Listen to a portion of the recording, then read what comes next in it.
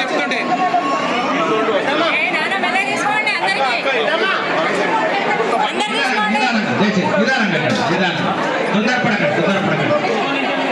గోవింద నామాన్ని స్మరించండి. గోవింద గోవింద ఏడుకొండలవాడ వెంకటరమణ గోవింద గోవింద.